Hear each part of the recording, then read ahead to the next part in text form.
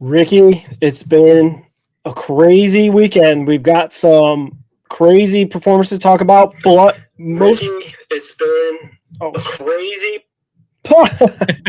Anyway, we got some breaking news to talk about, so we are going to talk about that now. Let's start the show. Let's go. Doing it live. With the second pick of the 2024 MLB Draft, the Cincinnati Reds select Chase Burns. It's hammered down the left field line and way gone. A solo home run for Alfredo Duno. Collier swats one into left field, testing the line. That is down a base hit. Rogers is coming around third. He will score. To replace him at second is Cam Collier with a stand-up double.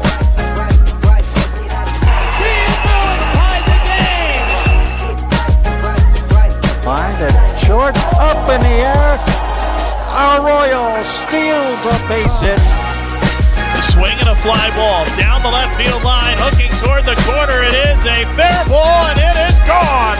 Home run re-signs. Make it two! Trudeau jumps on the first pitch and lines it to right. Move crosses the plate, and the Tortugas will not say die tonight. Lewis takes inside, throwing a second, is on a hop, and it is not in time. And there is stolen base number 50 for Kyle Headley. There's a swing and a fly ball into center. Dunn going back on the warning track, leaps at the wall, makes the catch. Dunn hauled it in.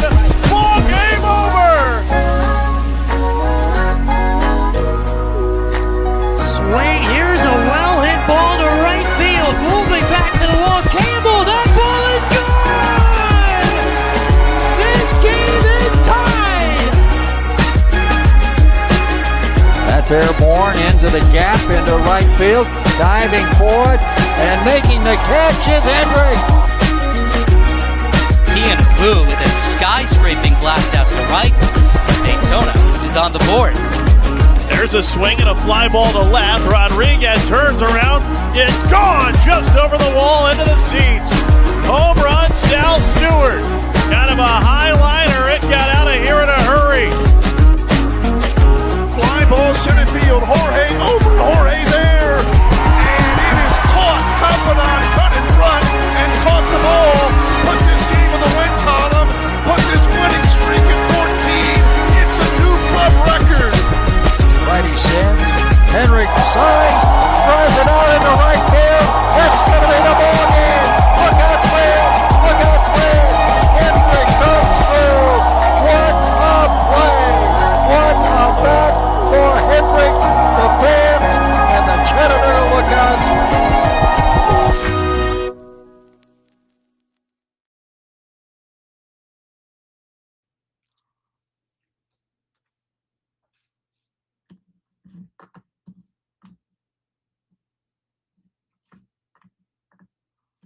Well, it's Monday and we're having technical problems. Goodness gracious. Welcome to Minor League Monday, hosted by myself, Roger Strauss, and Reds on SI writer Ricky Logan. And we have been going live very often, Ricky, and you can't tell it all. It's crazy. And just it's the news that's been coming through the pipe. I can't believe that we are finally starting to see some movement in this organization. Guys going up, guys moving on to the next level, guys deservedly so as well. And guys have been just performing out of their mind that we will cover in this episode. But where are you at, Ricky, with all the crazy news that's come down our way? Yeah, that's about where I'm at. Head explosion. Just super excited. A lot of talent moving around, and one step closer to seeing our number one prospect at the major league level. Yeah, it's making my take look pretty good that he's going to be in Cincinnati in 2027. A lot of people are saying, no. Still need to work on his catching. Still needs to do this, that. I don't know. We'll get into all that with Alfredo Duno and then boys in Dayton moving on. I also got to see them play in person, I guess, for the last time in Dayton. Just in time. just in time. I was afraid that it would be they would have got promoted last week because it was the midway point of the season on the 18th or whatever. But anyway, so they're first half champions since 2007. Congrats to the Dayton Dragons. We'll get into all that as well. But yeah, it's been a crazy week. All of our teams have been in action. We've got a bunch of guys that have done rehab as well. I don't know where you want to start with the news. With Julian Garcia debuting, we got a lot of things to get into. Where would you like to lead off the show? Yeah, we could talk about Julian Garcia a little bit, and then we could talk about some rehab starts that happened. Garcia got promoted on Monday, and he pitched on Tuesday. Correct? I think, right? Yeah. And he looked pretty good. He had 5 walks in the week, but I think a lot of that's just nerves getting over making your major league debut and just not having your stuff. And but he struck out 5 also. So he's got the strikeouts working for him, which he's done all year at AAA. So yeah, it's a cool story. 2016 10th round pick, I believe. Fought his way. I don't think he ever hit AA for a while, and then he was out of the game, and he was giving pitching lessons. So, he was still working, just not, not pitching at any affiliate level. And the Reds give him a call and sign him, and here he is. And it's really cool. It's just a really cool story. Yeah, very, very much so. We talked about a lot on last night's show. So if you want to see that, our remarks on that, it's just really cool to see that. Trevor Kunzel's roommate as well. Trevor lost his roommate to the majors, and maybe down the line, Trevor will be there himself to reunite with his roommate.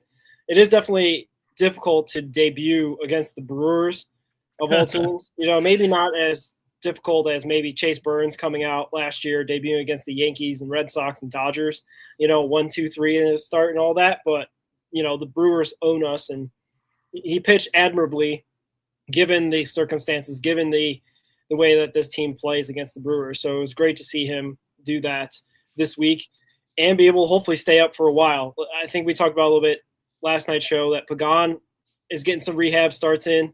He might be the next guy up to Cincinnati after his rehab stint is over. Hopefully it's not Julian Garcia that gets optioned, but he's on the 40-man now, so it'll be that much easier to recall him, since they DFA'd Chris Paddock. So he'll still be around, I hope, and not necessarily just yo-yoing between AAA and the majors. Yeah, I think at worst, he just gets optioned. I don't see a DFA in his future. Hopefully not anytime soon, really. But yeah, just a really cool story. I'm really happy for him. And to Julian himself, we'd love to have you on to talk to you.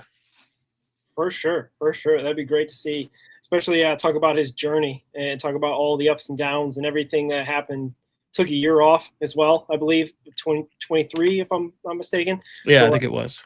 That's kind of cool that he, took some time away maybe to recollect his himself and then get back to it, to the game he loves. So hopefully he sticks around in Cincinnati for a long time. We hope for that, because we also got another guy, TJ Antone, who's kind of had a very tumultuous career up and down with injuries and stuff like that. And he's finally, I think, catching his stride as a Cincinnati Red. The longest stretch I remember TJ Antone playing, at least in recent history. For a while, yeah. It's good for him, too. He was our Red Hot Red of the Week for last week. So, go check out yesterday's show. Yep, exactly. Yep, and check out our youtube.com at Red Hot Reds Podcast. Really appreciate everyone's follow and all that good stuff. Just get that out of the way. But yeah, like you said, you got some rehab starts. I think we'll cover that with the AAA, because both Emilio Pagan and Hunter Green pitched for your Louisville Bats and looked pretty good. But we'll maybe get to that once we start to talk about the Louisville Bats. So let's get into the Dominican Summer League, DSL Reds, DSL Rojos. They had a couple, I think, of rainouts. They also, Ricky, I don't know if you saw this, they played each other. I think it was the Friday or the Saturday game. And the DSL Rojos, the team that I guess maybe was disrespected when we said that they're the second team, they won 9-5, and they had a pretty good performance at a couple guys there for the DSL Rojos, even though they had their guy, your guy, Eder Gutierrez, move up from the Rojos to the DSL Reds, and he's still hitting above 350 last time I checked and doing really, really well. I think he was even the leadoff hitter for them a couple games. So where do you want to start with the Dominican Summer League teams? Yeah, just there's a lot of really high potential players there that I think that we're all really excited about. That, you know, they're young kids, obviously, but Angel Nunez Jr. just, you know, I think he's got star in the making for him, and like you said, Eder Gutierrez just really looking good, and we're really excited about him. Alexander Cuello, Jose Colina, Angel Celillo, the usual. Isaac Garcia, just a lot of these guys are performing well, and it's just really cool to see.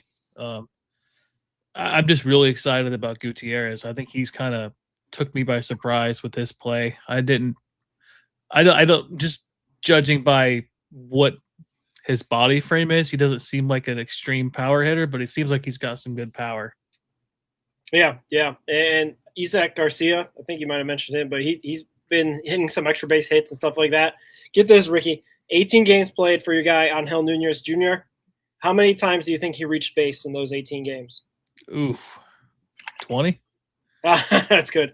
Yeah. Every single time he's played in a Reds uniform in his career, he's reached base every single game. So he's got 18-game streak on that. He's reached base, probably 20, 25 times. But every single race, he's still got a streak. He hasn't been able to be extinguished from reaching base, at least in his short, young career. He had like a 8-game hitting streak, I think, to start his career too. Yeah, that I think he might have walked or something like that in one of the games, but he didn't end up doing too well or one of those games. But still hitting like 328 for the season and in the first 18 games. Should be on the DSL Reds as well. Maybe there's no spot in the outfield for him at the moment, but we'll see. One guy that stood out to me was Jaume Frias. He's a guy that's a second-year Dominican player, Dominican Summer League player. Last year really struggled, hit 157, 283 on base, and slugged 250. So, like, this year, complete opposite. Really starting to turn it on, really starting to get it going. Is hitting 357, Ricky, 500 on base, and 607 slug. So just nearly double the numbers he was doing last year in this short span that we've had for the DSL, some 18-odd games. So shout out to Jaume Frias. Is extra base hits as well, doubles. He hasn't maybe had 1 or 2 home runs or whatnot, but I'm starting to see him a lot more in the box scores and all that, and it looks like he could be a guy that may be coming over the ACL next year. Yeah, and I don't think we touched on this yet, but Eder Gutierrez got promoted to the DSL Reds from the Rojos, and he went 3 for 5 in his first game, and then 3 for 4 in a second. 3 for 5 and 2 for 4 in the second game. So just generally, he took off right where he left off with the DSL Reds too. I know like there's not like a drastic difference in talent between the two levels or between the two teams, but just sometimes that can get in people's heads, and it seems like it didn't for him. And that was really cool to see him really stay the same, and he's just been really good. Yeah. I think last show, or maybe it was a couple of shows ago, we were wondering Jacet Martinez whereabouts. He's on the injured list. I don't know if we made that clear. So if anybody's trying to figure out, third-year Dominican Summer League player Jacet Martinez, hopefully if he gets back sooner than later, he's getting over to stateside, as he's had a pretty good season last year. He was the team MVP for the DSL Reds. It's not like he's some guy that's hitting 150 for his second season in DSL. So hopefully he gets back from his injury sooner than later. I haven't seen him in the box scores or anything lately. Still on the IL as far as I know. But that's kind of what's been going on for him. Eder Gutierrez, the guy you were just talking about, he's been hitting really, really well. which is probably why he got moved up to DSL Reds. Of his 15 games he's played, he's had multiple hits in 13 of the 15 games. Jeez. Like, we're talking about guys who's starting to really figure it out, still getting it together. Although I think he's at first year, so he might be. Yeah, he is. Yeah, he might be a guy that's candidate for ACL he's next 17. year. 17 years old. Oof. Yeah, and maybe in the middle of the season they move him over. Maybe like a Johan Cabeza got moved over type of thing. But yeah, really excited about this Eder Gutierrez guy. He's been really hitting it. Really he seems like a good kid too, just based off minor interactions that we've had on social media. Just very humble, very thankful, and like we've talked about before, the Reds have done a really good job in scouting not just good players but good humans, and he's an example of one of those guys too. Yeah, shout out to him. I think also your guy Henry Torres hit a home run this week and had 2 RBIs in a game for your DSL Reds, which is great to see. A catching prospect that we really like out of the DSL Reds. It's been kind of a little bit low-key season so far, but had an outstanding performance on the, I think, Tuesday game or whatnot. But overall, that's most of the guys that I saw. Any other thoughts or comments on the DSL guys? Well, just one pitcher I wanted to shout out for his outing he had on, I think it was Thursday. I just lost it. It is his name. I'm going to butcher his name. Isaias Escalona. Yeah, there we go. There it is. Let me get that right. Yeah. Isaias Escalona. There we go. He went 2 2/3, 2 hits, 2 walks, 3 strikeouts. He has a 0 ERA on the season. Yeah, he's had some games. 16 2/3 innings, 15 strikeouts, 0.66 WHIP.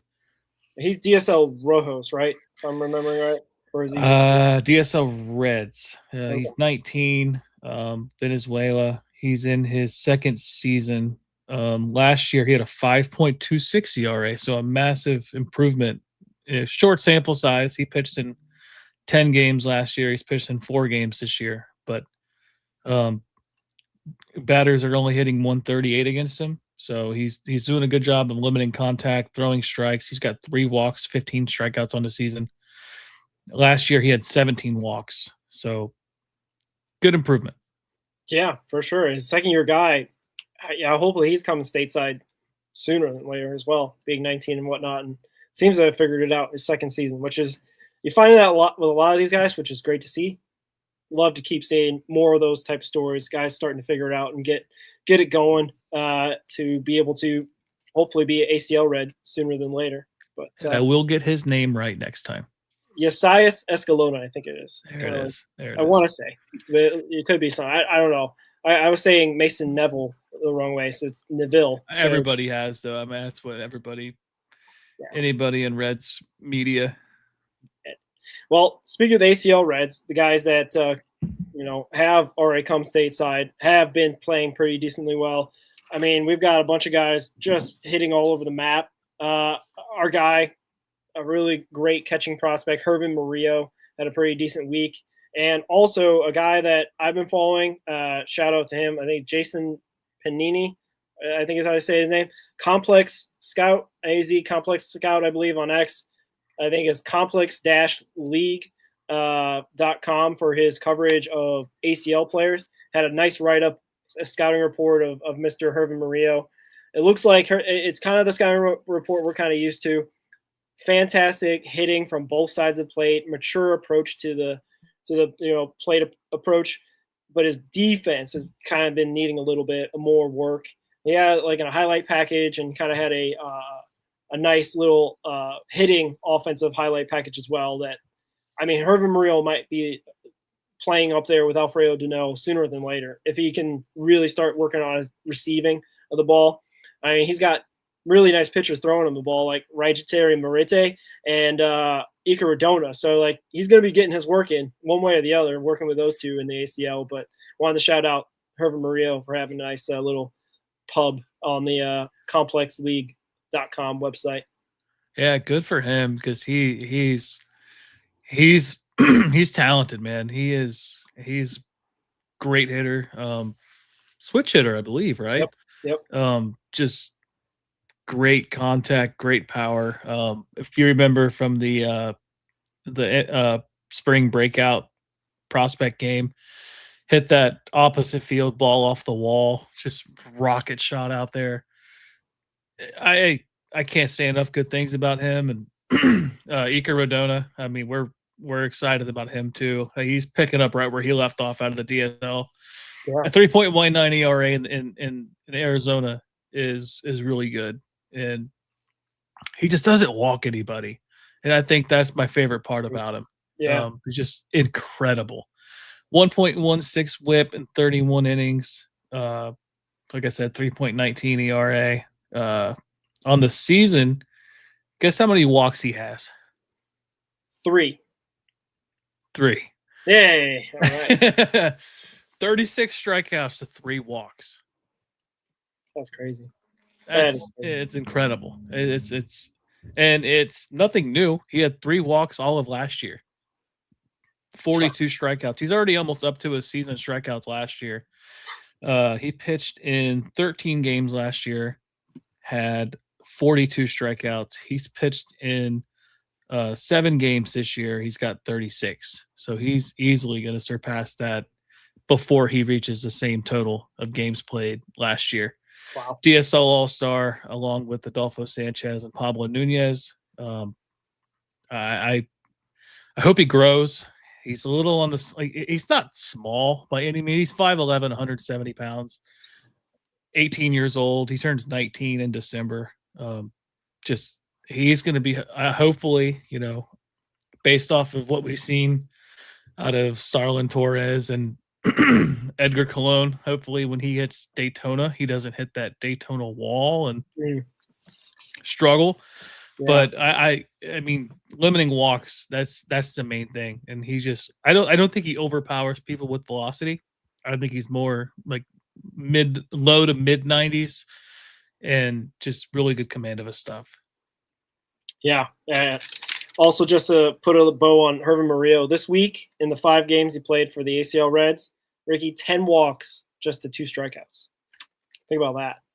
That's mature hitting out of a 19-year-old. What is he? Is he Venezuelan? Yeah, another Venezuelan catcher. We love Venezuelan catchers. Don't forget. When in doubt, we have a Venezuelan catcher anywhere. Diego Amana is out there as well, along with Alfredo Dano. So we got a bunch. I think Pablo Aliendo, isn't he another Venezuelan? I believe so. Yeah. There you go. We just love him. Yeah, and speaking of Venezuela, our thoughts and prayers are with everybody affected by the earthquakes out there. Really bad situation. The Reds have a long lineage of Venezuelan players from the minors all the way up to the big league club with Eugenio Suarez. So really bad situation going on there. And hopefully everybody gets out that's okay. And, you can only say so much. It's words are words, but, it stinks. It's just a bad situation. Yeah. We hope all their families and people they know are safe as possible because they were hit with not just one, right? They were hit with 2 back-to-back. Massive ones. Yeah. Well, so, yeah. Thoughts and prayers for everyone involved there down in Venezuela. It's been a bit rough down there, to say the least. But, yeah. A couple other guys transitioning back to baseball. Rajateri Morete has been electric. His stuff, I think they said on Saturday, he hit 97 on the gun. Is a hard throwing left-hander, and he's not Iker Rodona level of control, but he doesn't really walk a lot of guys either. He's usually got pretty nice strikeout to walk ratio, and he's just been lighting it up down there in the ACL. Both Rodona and Morete, I hope they maybe toward the end of the season, after the ACL season is done, hopefully they can get a shot at Daytona, because I love to see those guys throw against affiliated ball hitters, because the ACL is the ACL, but once you go start playing against guys that are moving up into affiliate ball, that's where it's going to start getting real, and those guys hopefully will be able to continue their success onto Daytona sooner than later. Yeah. Last 2 guys, I don't really want to talk too much about them because it's just be redundant, but Steele Hall just continues to be great. He should be promoted at the end of the season. Eli Pitts just still hitting over 300, 318 on the season and 934 OPS.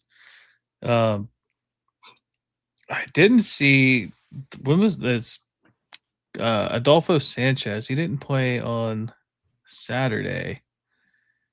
Trying to think of when the last time he played.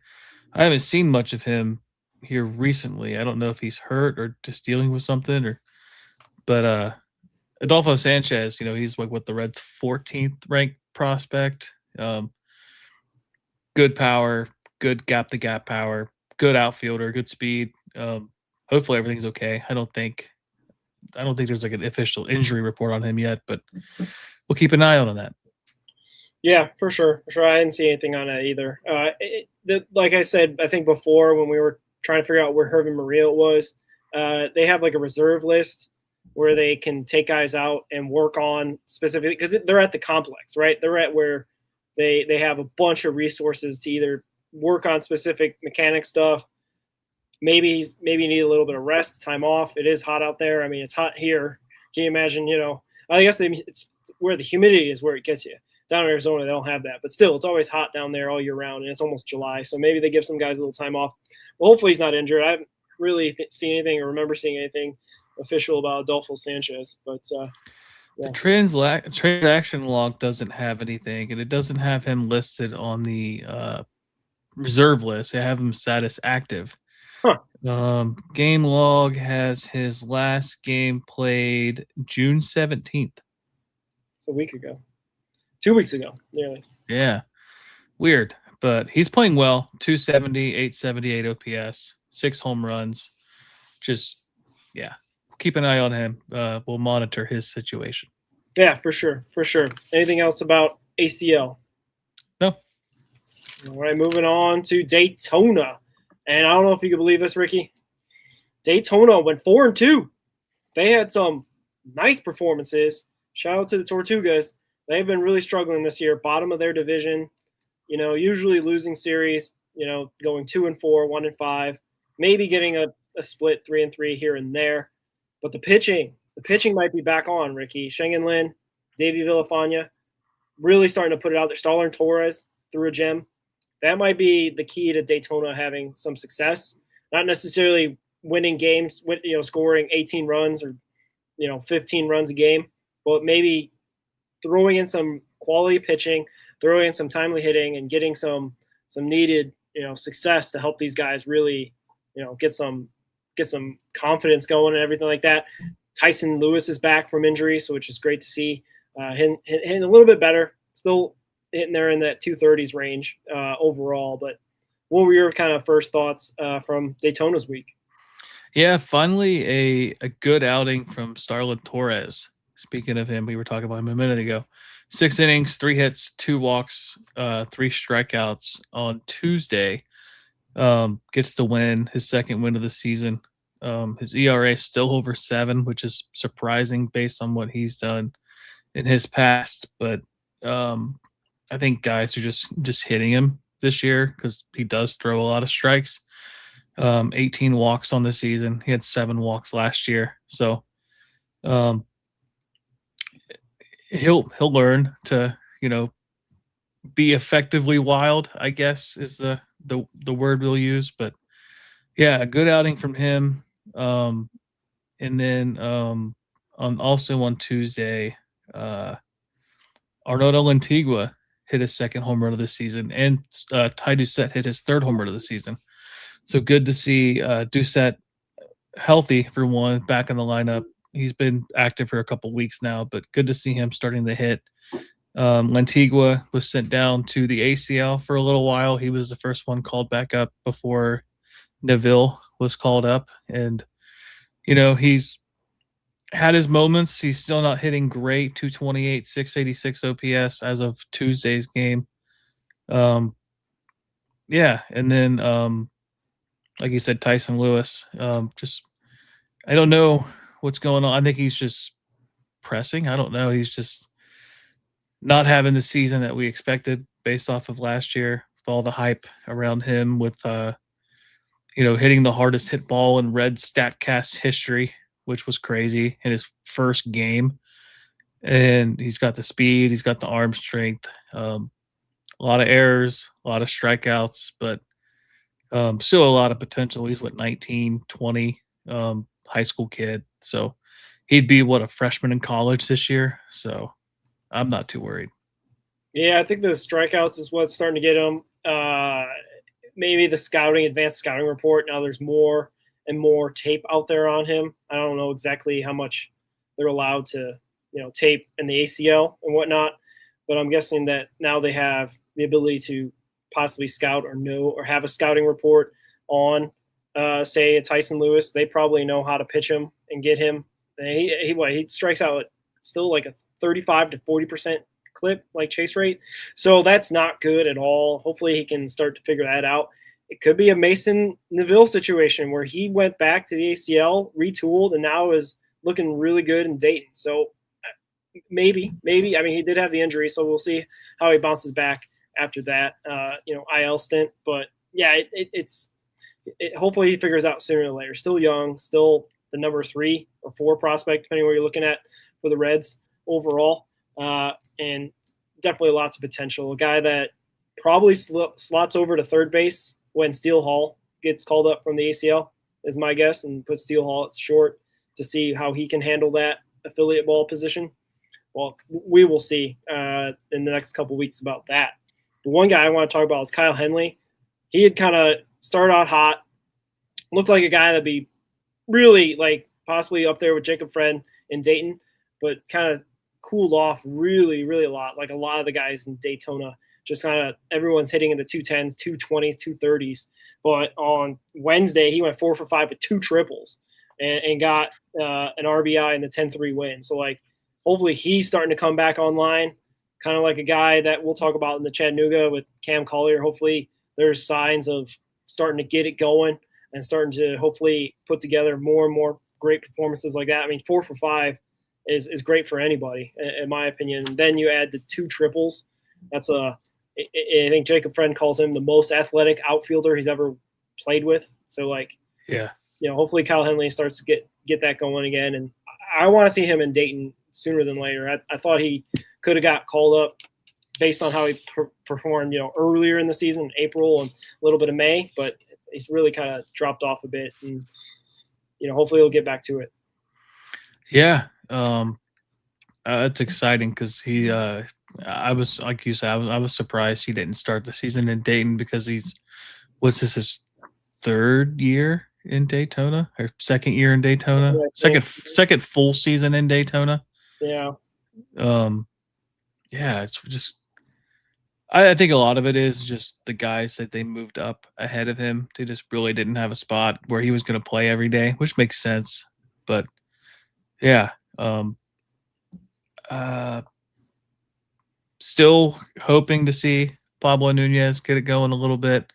Still kind of struggling in Daytona.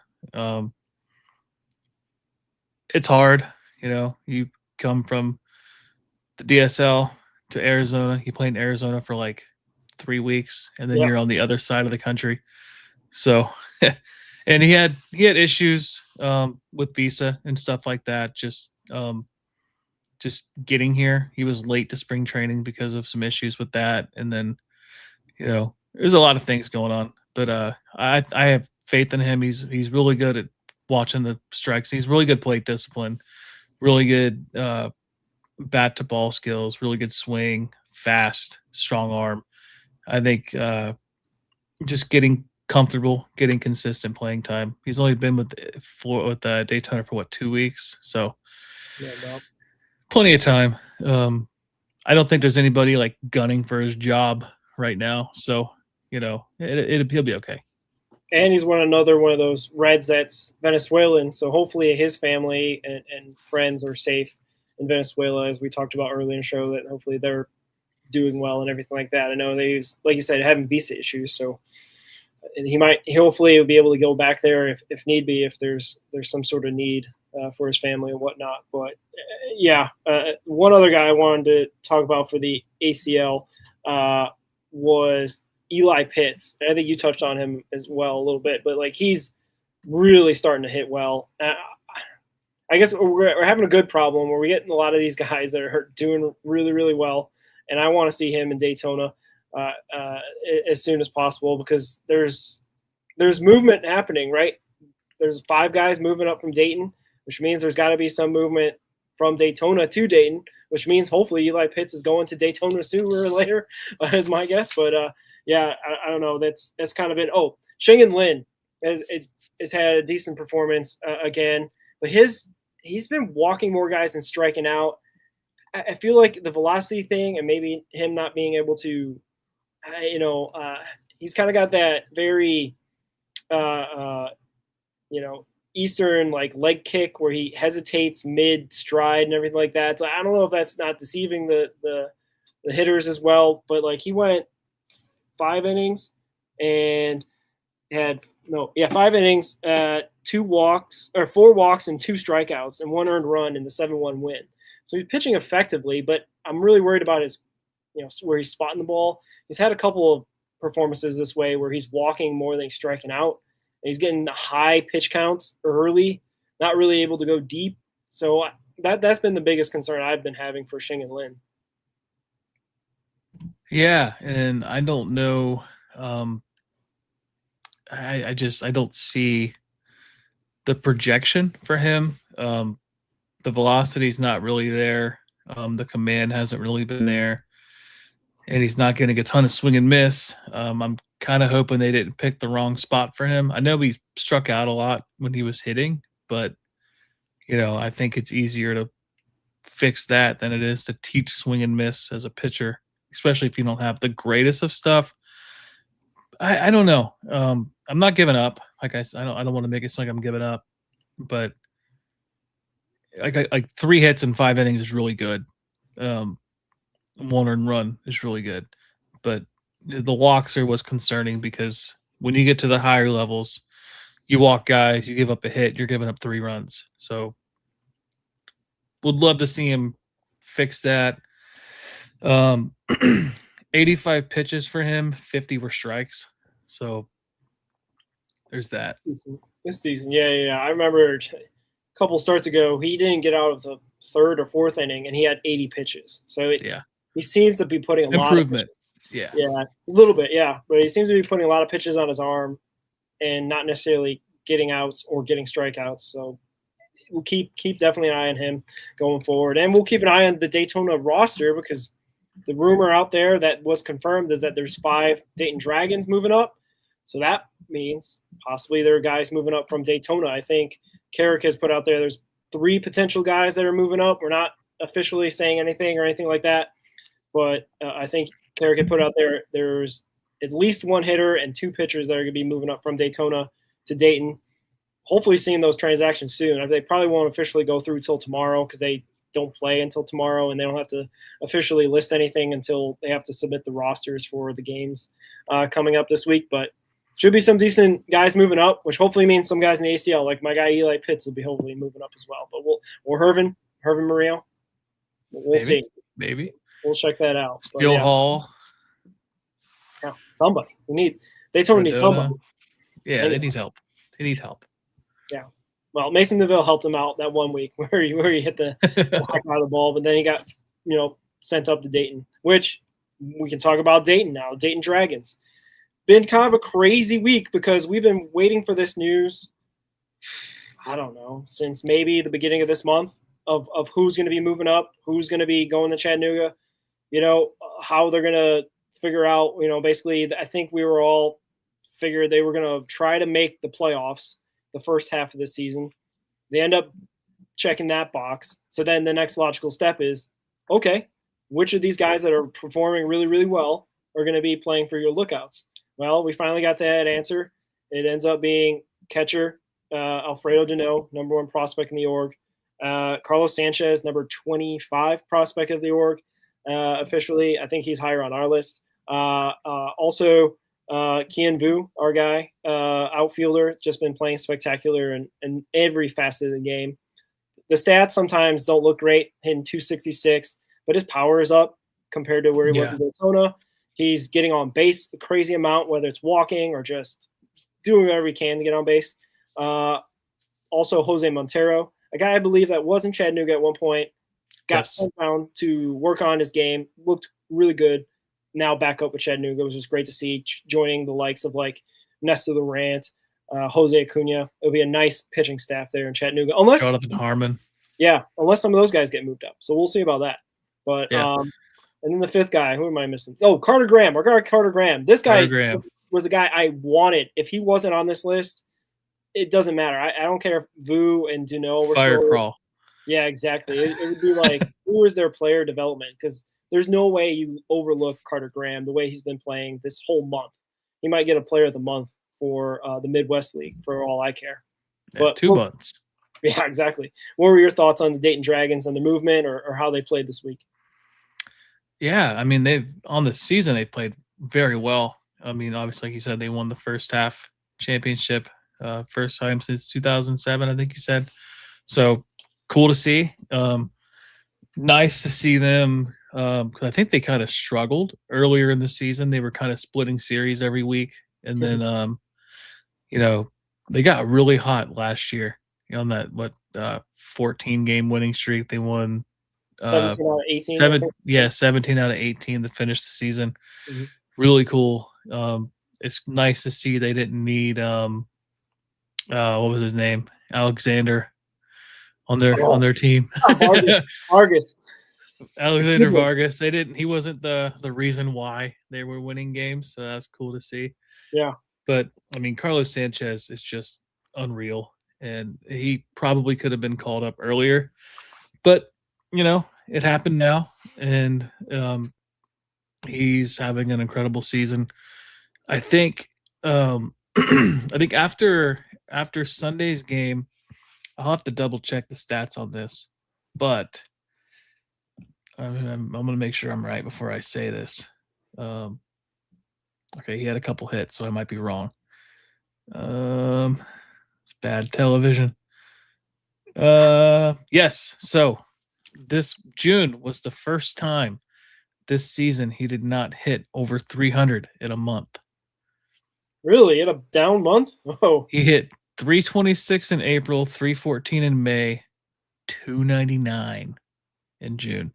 Ooh. Missed it by 1 point. But he was slugging way better than he did in April. He slugged 506 in June. Hit a grand slam. Just great player. And, it's good to see him rebound after a couple bad years. No, I don't want to say bad, just not great seasons with Daytona and I think with Dayton last year for a little bit. So really good to see him just really putting on a show with the Dragons and Kian Vu. I don't think there's enough things you could say about Kian Vu. Like you said, the average isn't eye-catching at 266, but with his speed, his power that I didn't know he had that kind of power. I'm sure he had power, but like from a self-proclaimed defense first guy, as he told us, a lot of power out of that bat. And I don't know if you've been following the Dragons YouTube page, but they've had him mic'd up the last couple of days. And every day he's like, I got to go work on my bunting. I'm a terrible bunter. And it's like, dude, like you're hitting like 15 home runs. Like, I don't think you're too worried about bunting. Yeah, I think he's the type of guy that wants to be good at every aspect of the game. He's great at base running. He's great at now his power. You know what I mean? The weakness might be his batting average at the moment, but that's just at the moment. He's batting three hole most of the time for your Dayton Dragons and hitting after Alfredo Duneau. So that's kind of like it's a lot of pressure. And he's Alfredo Duneau's roommate. So those two roommates get to stay together in Chattanooga, it would appear. But yeah, I got to see them in person because I was a little bit scared because I was supposed to see them earlier this month.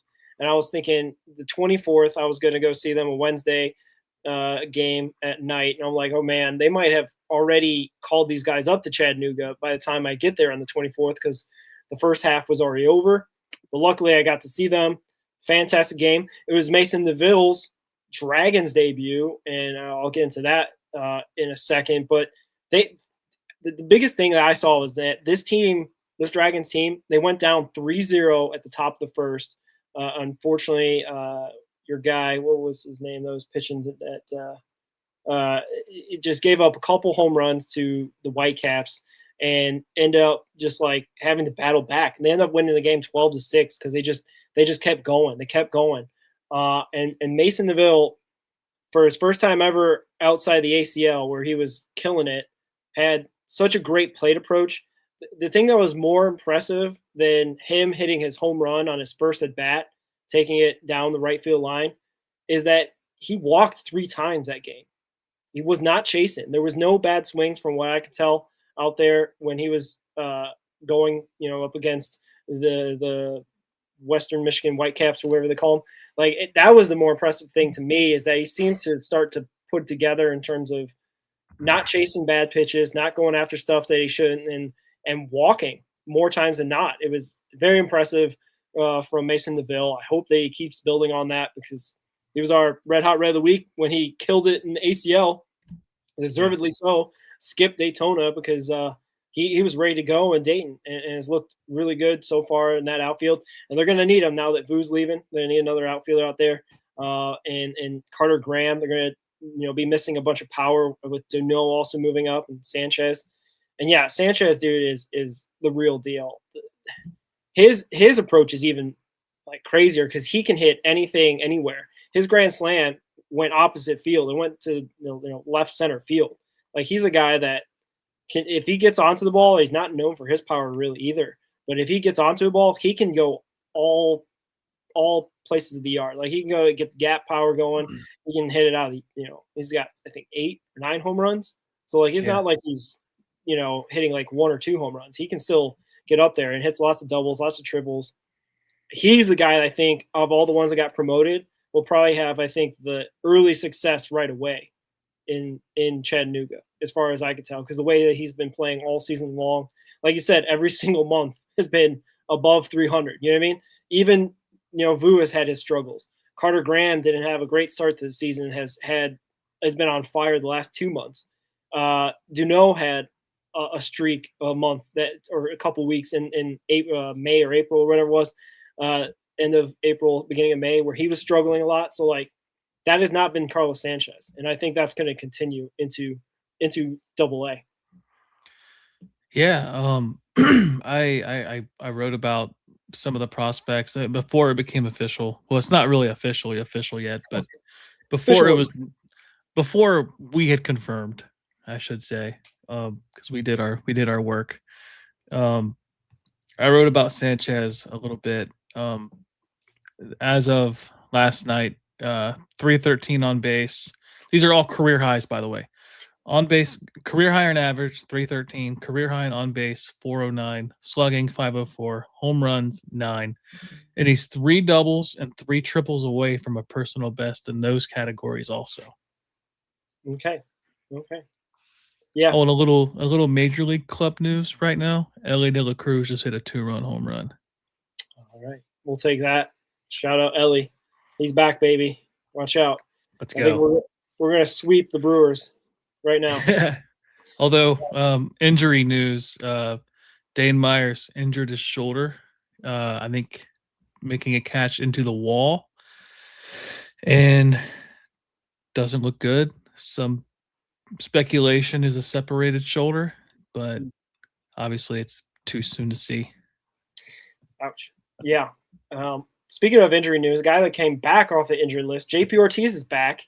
I believe he pitched Sunday for your Dayton Dragons, which is great to see. He didn't last too long. Maybe, I think, a third inning and 2/3, yeah. And gave up 3 hits and 2 earned runs, so not as sharp as stuff. Gave up a home run as well. But it's good to see him back off the IL. He's a top 30 prospect for us, and a guy that we were really expecting him to take steps forward this season, maybe be in Chattanooga by the season's end, hopefully. But it was good to see him coming off the IL to get back to it. Hopefully he's feeling still good. He didn't get out of the second inning, so it's not necessarily the most sparkling of starts. But, yeah, shout out Carrick. He's on the update too. 2-run homer for Ellie. So, yeah, Reds beating the Brewers. Let's not jinx that. Keep Look at us sneaking in some Major League content on Minor League Monday. Yeah. Hey, you know what? the Reds have good news. We'll share the good news. If they're losing by a lot, we probably would just. Well, I also unfortunately shared some bad news with Dane Myers, but well, yeah, unfortunately, he's a lefty killer, so that's really unfortunate. We'll have to figure that out. But yeah, they're going to bring up Austin Hendrick now. Yeah, why not? Carlos Jorge, have him skip a level. Yeah. Anyway, any other guys, Dayton, you want to talk about? No. I'll tell you what I do want to talk about, though, is my new favorite drink. I made the switch from traditional coffee to mud water because of all that caffeine was leaving me feeling anxious. Mud water has a fraction of the caffeine, plus organic ingredients and functional mushrooms like lion's mane, reishi, chaga, and cordyceps that support immune functionality. It became a healthier part of my morning routine, and I genuinely enjoy the rich flavor. If you want to give it a try, use our exclusive link, mudwater.com/allglovesoff, and you'll get 20% off your first order.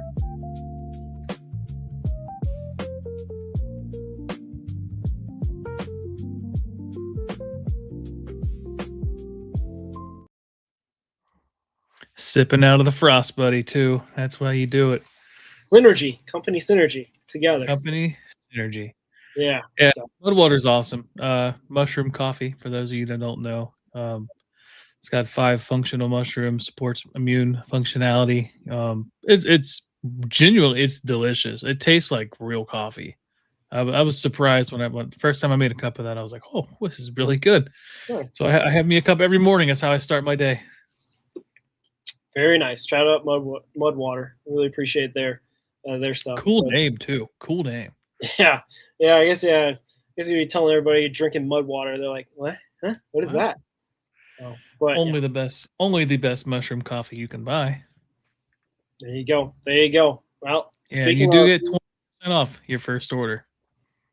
Check them out. What's the URL? Is it mudwater.com/allglovesoff for the All Gloves Off Sports Media Network? Check it out today. All right. Really appreciate that. Chattanooga, AA. They've had an interesting week. Not so great. 2-4 on the week, but Big Rubabara has been hitting the heck out of the ball. He's so good. He might have been a red hot red of the week, possibly. We talk about that. But 5 homers, I think, this week. 2 games with 2 homers. Like, just crushing it down there. Unfortunately, they only got 2 wins. They went 2-4, but Chattanooga's kind of had a weird season. Started out hot, and now they're kind of really hitting the skids. You know what I mean? That they got some guys that are performing pretty well. Rubabara, Carlos Jorge. Will Balcazar has been hit miss. Pitching, Jose Acuna has been great. Nestor Land's been decent. The Jonathan Harmon's, I think, 8-2 on the season up there. So they've had some pretty good pieces put together. Cam, and I'll talk about Cam in a little bit, but he's been kind of struggling. So and you've talked about it last week on the show how you're kind of getting a bit concerned. So what were I guess some thoughts you had on Chattanooga this week? Yeah, I guess speaking of Cam, big game. Was it Friday night? I think Saturday night. Saturday, 2 home runs, a grand slam. That was his first career grand slam, I think, at any level. So that was cool to see.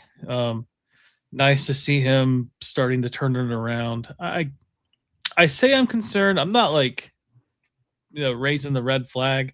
I more have like the caution flag up where, in Dayton 2 years ago, he hits 2024, he hits 20 home runs in Dayton. And then last year he has that thumb injury and he only hit 4 last year. So I'm not sure exactly what it is. Maybe it's just kind of getting more comfortable with the swing after adjusting to the rehab and all that stuff. He's already surpassed his last he surpassed 2025 and 2023's totals combined in home runs. He had 4 in 25, hit 6 in 23. He's got 10, so he's matched those. So let's just hope he can start to get that average up a little bit. He's sitting at 216 right now, 697 OPS. I'd like to see that closer to 800, 850, but part of it is too, though, I think what's kind of gets lost in the minors is you're facing the same pitchers, like almost like every other game, and you play the same teams a lot. So just kind of getting used to, adjusting to what you've already seen, and not, I don't know how, and not, letting them know that maybe you don't have your stuff today or you don't have your swing. But I'm still really high on Cam. He's still just 21. He doesn't turn 22 until November.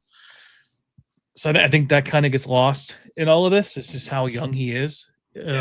Already in his, fifth season, 2022. Yeah.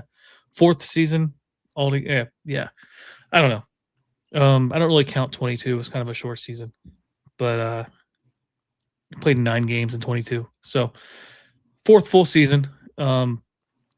Would love to see him get his average up. He's got just a beautiful swing. I can't explain his swing. I don't see many players that has a swing like he has, because it's just so level and compact. And I guess a left-handed Sal Stewart, I guess, in a way, just doesn't have the batting average that Sal was putting up in the minors last year. But yeah, Cam, good to see him get that power going again, with the 2 home runs and the grand slam. So yeah, and this lineup with these guys getting promoted is going to be really, really good. There's going to be a lot of talent. Obviously, I think Jorge and Balcazar probably get promoted to AAA to accommodate these guys coming up. But you're looking at, Carter Graham, Duno, Sanchez, adding those guys into having Cam Collier. Am I blanking on it? Ryan McChrystal. A lot of good hitters on that lineup, and they're going to be really, really potent lineup. Yeah, breaking news here from Carrick. It looks like Anya Laureano broke his own promotion news, skipping Dayton pitcher from Daytona. We got up in Chattanooga with them, I guess, which I don't know if that makes too much sense, because Dayton's losing so many guys. We'll see. We'll see how it all shakes out in the wash. But that'll be so. I wonder if that means that Jose Acuna or Jonathan Harmon's getting promoted. Possibly. Yeah, I would say Acuna first. He's been fantastic this year. Yeah. Started out really well. I think he pitched the Saturday game. Get this. This is what Chattanooga has been like for basically this 2-3 months or whatever, last couple months. They get the great 2 home runs, 7 RBIs from Cam on Saturday, and then had Acuna pitching, and he ends up giving like 5 runs by the end. But he started off strong, but he kind of tailed off in the 5th or 6th inning or whatever. And they ended up losing the game 12-9. So they're a little bit weird space, at least for trying to close out games, having these guys have some decent performances and whatnot. But Cam's approach on Saturday impressed me, to think that he's going to start picking it up more. Even his outs, he hit the ball hard. So it's kind of like, I don't know, man. And the grand slam that you talked about, he took 11 pitches that at bat and fouled off 6 of them, and was just staying in it. He hooked one down the line that it fooled, I think, the announcer, thinking that it was going to go foul, but stayed fair.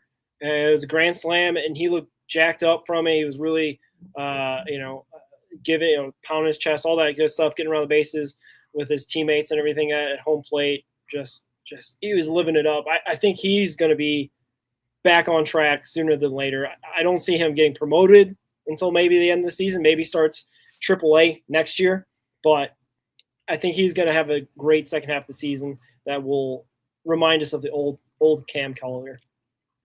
Yeah, I'm happy to see him having some success here lately, and like I said, I'm a huge Cam Collier fan. I think if you remember right, one of our first ever shows we did, I projected the 2027 Reds lineup to have him playing first base. So don't think it's happening, but if he gets to AAA within the next 11 months or so, it could happen. It could happen next year. Yeah, could have a debut in 27, like our guy Alfredo Duno. So, yeah. Extend Alfredo Duno. Yeah. Big Rubabara. I just want to talk about him as well. He had 7 hits this week. 5 of them home runs, Ricky. Just Jeez. mashing the ball. 11 RBIs. Hit 304. His slug was 957. So his on base plus slug was 1.386. He's been killing it. I don't know if he's got a spot in AAA, to be honest with you, because I know he's a little bit older on the older side, 27, I want to say, or maybe even 26, 27, around there. But he's definitely a guy that if he can keep this going, keep at least his power numbers up, he may have a spot in AAA maybe next year. Yeah.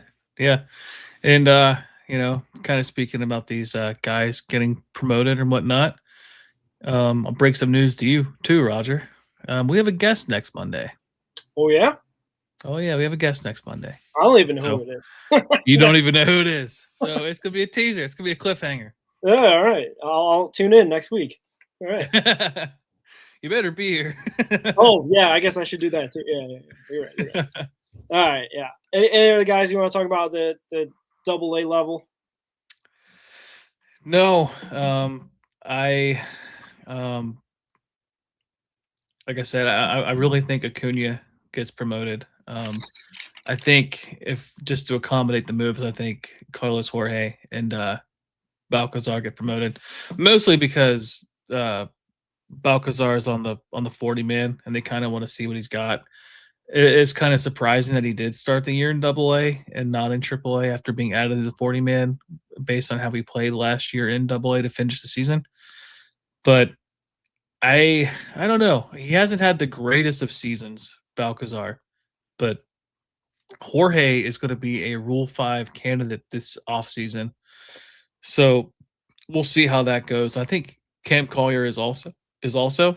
So that'd be interesting to see what happens there. Yeah. We'll cover that in December. The Rule 5 draft is after the lockout, so I don't know if they even have a Rule 5 draft. We'll have to talk about that when it starts to get closer to that date or whatnot. So we'll see. But yeah, Louisville, to end on our last affiliate, they had a couple games rained out, and they tried to do double headers to make it up, and then they would cancel the double header. So they had some weird lopsided week.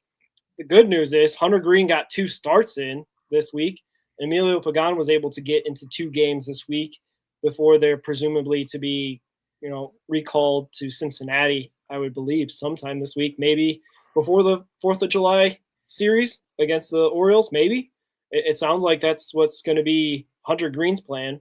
The last time he was interviewed, and I forget who, Charlie G or something like that. But, Hunter Green is projected to pitch Friday, I think. Friday would be his 5 days rest. Saturday would be 6 days if they gave him a full 6 days. It would just depend on if they want to move Brady Singer back or not. Or trade him. Yes, that too. But yeah, so yeah, Hunter Green, you kept texting me the joke of prospect of the week, Hunter Green. This guy's got a future. This guy's got a bright future ahead of him. He's throwing 99, future 100. Cy Young vote getter. Yeah, I mean, well, past future. Anyway, back to the future or whatever you want to call it. But yeah, it was kind of a weird lopsided week. A lot of guys didn't get a lot of playing time because they only got in 5 games, and a couple of them were only 7-inning games because they were trying to do doubleheaders. So it been kind of weird. I don't know. At least we got a bunch of rehab guys that were supposed to get going onto the, got some game time for the bats. But what were your thoughts on the Louisville Bats week? Yeah, Will Benson continues to show he's a great AAA hitter. He goes 2 for 4 on Sunday. Hector Rodriguez hits a double on Sunday. He's hitting 296 in June, so really, really hot month for him. He's up to 18 home runs too, by the way. I don't know if you knew that or not. It took me. I looked at them. I had to do a double take at the stats just to make sure I was looking at that right. It seems high for him. His career high was 19 last year, 16 in 2023. But I think what I'm most impressed about with Rodriguez is his swing rate is down. his chase rate is way down and his on-base percentage is up, but his average is also up. So he's swinging at the right pitches. He hits everything anyway. Even when he was chasing everything, he was at I think at one point he was in the high 80s in swing percentage, if not higher. And he was still having a great contact percentage. But now he's learned that he doesn't have to swing at everything and he can get the pitch that he wants. And he's doing that. And he's hitting 288 on the season, slugging 536. That is a career high for him. 903 OPS. That is just shy of his career high in 2022. So yeah, I think honestly, just thinking about this now, if the Dane Myers injury is severe, Hector Rodriguez is a guy you bring up. Yeah, you take him. I think getting more at bats than probably TJ Friedl. Yeah, I think you're right on that. I don't know exactly what the solution is. If that is the case, I don't know. He definitely deserves it with his bat. His defense is maybe the one thing that kind of holds him back ultimately, because Tito, big preacher on run prevention, you know what I mean? So we will see exactly what that all shakes out to be, if it is a long-term thing for Dane Myers. And hopefully gets Noelvi Marte in there more against lefties. He hit that lefty home run in Pittsburgh. So yeah. We'll see. We'll see. Another option they have too, sorry to cut you off, would be if it was so serious to put him on a 60-day IL, you could add Tolia to the 40-man, and he can play outfield, first base, and DH also. So that kind of gives you more flexibility too. But I think that would be the only situation that would see him promoted, unless they make some trades and they free up some 40-man spots. But yeah. I'd very much like to see that. Tolia has been excellent at Louisville. And yeah, maybe his defense also might be holding him back too. He is flexible though to play first base, and probably would DH a lot, I would think, at the major league level if Nathaniel Lowe isn't in the lineup. You know what I mean? So yeah. We'll see about that. But I would love to see Michael Tolia in a Reds uniform, not just because he's a guy that mashes the ball, but like he's worked hard. He's kept his head down in AAA and has been, serviceable, and he can do it at the major league level. It's not like he can't. This is not a guy that you've never seen. What's the stat? He had 20 homers for the Colorado Rockies 2 years ago. Yeah, and a lot of those were on the road. He's hit more homers on the road than he has at Coors. Yeah, so a proven commodity, to say the least. That would be welcome, I would say, in Great American Small Park. just to put that out there. I wanted to talk about Emilio Pagan. I think you wrote about him in his rehab. He had an outing Friday. It was just one of those weird, had to do doubleheaders, but canceled the second game of the doubleheader. But he had a very efficient 3 outs, 6 pitches, some deep flyouts, which is very on brand for Emilio Pagan, being kind of a flyout pitcher. But he was hitting 94, 95 on his fastball and 85 to 87 on his cutter. So seems like he is back. Obviously, his injury wasn't arm related at all, but he still got to push off on that hamstring to get up to those, speeds on his pitches. So it seems like his hamstring seems to be in a pretty good spot, which we will welcome, since we seem like we are a mash unit on the bullpen, where there seems to be pick a guy and there's going to be an injury. It's just like a revolving door of guys coming in and going out. So much so that, you got Julian Garcia now up there, and probably will have Emilio Pagan up in the majors recalled in the next couple of days, probably. But it was good to see that he looks ready to come back, I should say. Yeah, I think the word on Pagan is he's going to be activated tomorrow. They said that Tito said that he wanted to give him a day in between. I think he pitched back-to-back days, if I remember right. So they wanted to give him an extra day. He will be activated tomorrow. Yeah, well, good. I mean, we can use anybody that has an arm that works or oblique that isn't hurt, or what have you. So we will we'll take it. Anybody can throw strikes. That's the thing. Hey, that's what the bare minimum would be, is throw strikes for our bullpen. No walks. No more walks, please. Good grief. Yeah, no more walks. Anyway, anything else about Louisville before we move it on? No, but I would like to talk to everybody about Frost Buddy. Let's do it. Listen up, Reds fans. If you're repping the Cincinnati Reds this season, you need your drink just as cold as your takes. Introducing Frost Buddy, the world's first and only universal can cooler. Say goodbye to switching between coolers like you're rotating pitchers. Frost Buddy fits every 12-ounce can, slim can, 12-ounce bottle, and 16-ounce cans and bottles as well. All in one. No more guessing, no more swapping. Just grab it and go. And here's the game changer. Turn it into a tumbler by adding their 100% leak-proof coffee lid. That's right. From first pitch to morning commute, Frost Buddy's got you covered. So whether you're tailgating, watching from the couch, or celebrating a Reds win, this is the only cooler you'll need. Grab your favorite team's Frost Buddy now and keep it cold all season long. And you can get your Frost Buddy at frostbuddy.com/redhotreds. They have a ton of products between koozies, tumblers, water bottles, drink bottles. One of my favorites is the to-go buddy. For anybody like my wife who is obsessed with Dunkin', she gets her coffee and she has it all. She's a slow drinker too, by the way. So she has that thing. She'll come home from work and it is still got ice in it and she still got coffee in it, which is hilarious. It's an 8-hour day and she still got coffee. I have that thing gone in 2 minutes. Like there's no point in me having one because it's gone. But yeah, I mean, I have mine here. Universal Buddy holds all your stuff. Roger, you have one too. You have the XL version.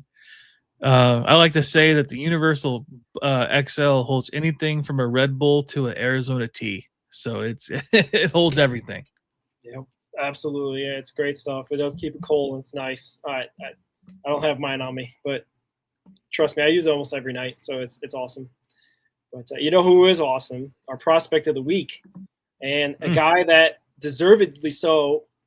I honestly, I was looking back at this, Ricky. We have not given our prospect of the week to a Dayton Dragon all season long, and Dayton has been our best part of the organization. You know what I mean? And we picked a good time to do it because he's moving up. Yeah, he's no longer a Dayton Dragon. So if you can put those together, our guy prospect of the week is Mr. Carlos Sanchez, a guy that, I mean, this is kind of a typical week for him, although I guess it sounds like June he's kind of slowed down a little bit.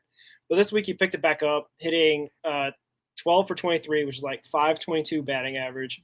He had a home run, which was actually the grand slam that I saw on Wednesday night. 8 RBIs and 3 stolen bases. Plays a pretty decent shortstop defense. And just overall a guy that, I don't know, at the beginning of the season, a guy that I did not think that would be promoted this quickly. Based on kind of he had some struggles in the past and everything like that, but has really put it together this year, really in a great way, whether it's just being that leadoff hitter, setting the table, being a guy that can occasionally go deep with the grand slam, gap-to-gap power guy, average guy. He seems to do it all. Yeah, I mean, he's done everything. Like you said, he does it all. He's got a good glove. He's got good range and at short. I don't know if he sticks at short forever just because of the shortstops ahead of him, obviously at the major league level, but at AAA also. He can play third. He used to be an outfielder when he originally signed, so that wouldn't be the hardest of transitions, I don't think, for him to move back out there. Just depending on where they would need him to go in the future. But as of right now, if I had to guess, if Balcazar doesn't get promoted, I'm assuming they put Cam at first and Ibarra at DH, and then you have Sanchez play at third for the infield at Chattanooga. But then they'll also have Carter Graham. We'll have to do something with him too. So there's maybe Ruben Ibarra gets moved up after his crazy week. That's a possibility too. It's a long time coming for him too. I think he deserves a shot up there anyway. Yeah, and then they got a guy like who's the guy who's Julio Carreras is also an infielder there that they just picked up. Has been playing pretty well. He's been playing really well. So their infield's kind of got a lot of guys that could play a lot, should be playing a lot based on how they've been playing. So we'll see exactly what the corresponding transactions are. But we definitely know that Carlos Sanchez is probably going to play every single day up there because he's earned it, and he's earned the right to play Double-A. Though it is a step up, right? This is where I think our guy, Mr. Clay Snowden, says this is where it goes from, not just being – you can do well in the A levels, but when you get to the Double-A level, where the pitchers are going to be throwing it with a lot more spin, a lot more velocity, a lot more accuracy, this is where you got to show that you're able to hang with these guys. So – I don't know. Maybe they'll keep a crowded infield so that maybe they can get these guys come along, maybe slowly, maybe not try to throw them into the deep end too quickly. But we will see. And that's why we have this Minor League Mondays. You can check us out every Monday on how the week went for your minor league affiliates and ACL and DSL Reds. Nice plug. And I don't like plugging my own stuff, but I did want to talk about something that I wrote about on Saturday. Yeah. I'm trying to remember, I get my dates right. 27th, whenever that was. Yeah, Saturday. I wrote about we can kind of talk about this because we're kind of post affiliate teams, but it's kind of talk in general. Yeah. I wrote about prospects that should be promoted to the major league club if the Reds sell at the trade deadline. Yeah. And obviously, you got your main ones. Hector Rodriguez deserves, to be up there now. Trevor Kunsel, he's played a whole lot better ever since his 5-walk game, his first outing of the month. So it's been good to see him turn it up. Interestingly enough, I did not have Austin Hendrick on this list. I wish I could. I almost did. I might just do a separate article on him by himself. Yeah. But I had those two as my two that are like the most deserving out of the guys that aren't. Well, one's on the 40-man, one's not. And then my long shot candidates, guys that aren't, the guys that are like, hey, this guy deserves to come up right now. Jose Acuna, he was someone that I had as someone that obviously he hasn't pitched above Double-A, but a 1.8 or a 187 average against in 14 starts, 3.43 ERA. I think he could be somebody that if he hits AAA now, could be a end of the season call up if everything goes south. And what's cool about that, I think we touched on this last week or the week before, whenever we had Acuna as our prospect of the week. The Reds destroyed the Mets in that trade. You give up Tyler Naquin for two prospects that could hit the major leagues by the middle of next season. You don't see those kind of trades often unless you're trading like the Luis Castillo trade, where you have Noelvi Marte and Edwin Arroyo on the major league club right now. But generally, you don't really see that many players pan out in trades that aren't like the marquee trades. And then I had Michael Toglia. We talked about him earlier. I'd love to see him, like you said, hit the major league team. He's worked so hard, and he's been quiet about it. He probably, I don't know if he had any opt-outs or not in his contract. I know it was just a minor league deal. I don't know if he has team control. I don't know how that works for him. I don't know if he was just a free agent or how that worked. Because I know with JJ Bleday, he was DFA'd by Oakland, Sacramento, whatever. And he had 2 years of team control left. So he still has 2 years of team control with the Reds. I'm not sure how Tolia's situation works. Everywhere I've looked, it doesn't really show me. And then my last one, and this was the fun one for me, was Ruben Ibarra. Hey. Because he is a little older, but he's 27. Hasn't played above Double-A. But if the Reds are in tank mode and you just want to see what you got, let the kid mash. Let him mash. Why not? My ultimate one that I'd like to see. Although the infield is pretty good for the Reds, even though they keep McLean around and they keep some other guys around. They might be bringing back who from the Pittsburgh trade. So, but yeah, I would like to see Francisco Baez see the majors this year. Doing his thing usually, playing wherever they tell him to play, hitting 285. Just doing what he does. Yeah, just hitting. Maybe it's the defense. I think it may be holding back. He's got to probably shore some of that up, but he's not going to be making Ellie de la Cruz plays out there for sure.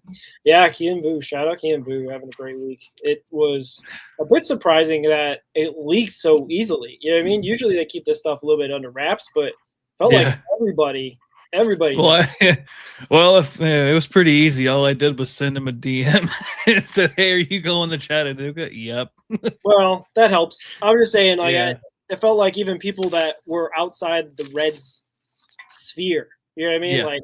It felt like it, and obviously the reporters from Dayton got a lot of clicks because he was talking about how he had some inside sources and what have you.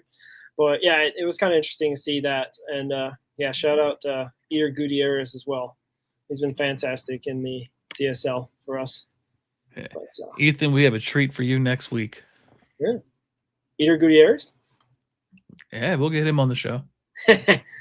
Yeah. It looks like Carrick got some help for us in the Tolia's situation. Tolia's listed as PR, so he's got 3 years control. Not 109%. That's a pretty good percentage there.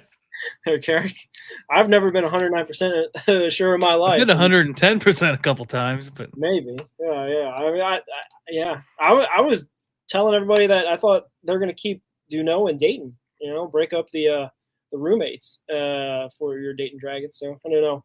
And yes, Carrick, we're going to be doing a preview show of the draft coming up and who the Reds possibly could pick and who could fall to the Reds potentially. I'm hoping they go after like a college pitcher. Can't ever have enough good pitchers, and I think they've done a good job, fast tracking some of these guys.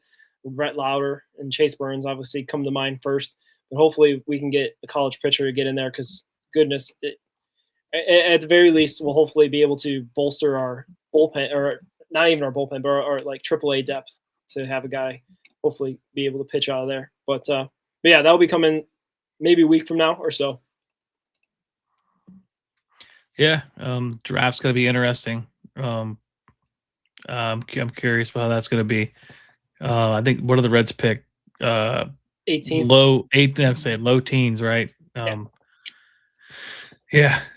know Ethan, Trevor Condon. I'll tell you who I want to take, and it's just because I was a big fan of a family member of his. Is that Bonds kid out of Georgia? It's Barry Bonds' nephew. Yeah. I don't. Did you see the combine? Yeah, I watched a little bit of it. Oh my gosh, man! That guy screams 50 home runs, 70 stolen bases, and like a Gold Glove outfielder, just like all of his family. I guess he's got it kind of in the genetics, right? Like I think he's projected as like the 74th ranked prospect. Take him in the second round. You got a steal. Fair, yeah. I felt like though, wasn't that Ava Arquette? Wasn't he like in the 17th or 18th overall pick? That was a guy that we were looking at for the Reds, outfielder last year out of college. I thought he fell far down there, but I could be misremembering. And then also the guy from Tennessee. I'll get it all mixed up. I got to do my research and all that for that. But hopefully, I don't know. I like the drafts and develop route the Reds have been going with pitchers. Not that I don't like Steele Hall. Obviously, Steele Hall is a little bit ways away, but I feel like this is the window the Reds really. There we go. It was Ike Irish, the catcher from what was that, Auburn or what have you.